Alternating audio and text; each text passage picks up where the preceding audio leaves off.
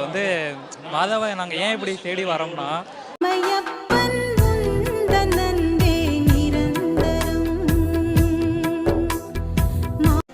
விக்கிரக ஆராதனை விட்டு விலகி ஓடுன்றார். அப்போ நான் இவ்வளோ நாள் செஞ்சது என்ன?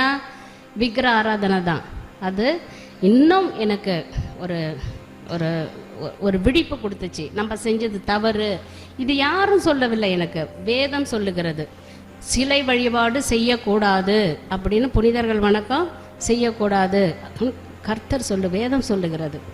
ஆக அதை நான் அடியோடு நேசித்து பண்ண வேலை அதெல்லாம். நான் அந்த வசனத்தை படித்த பிறகு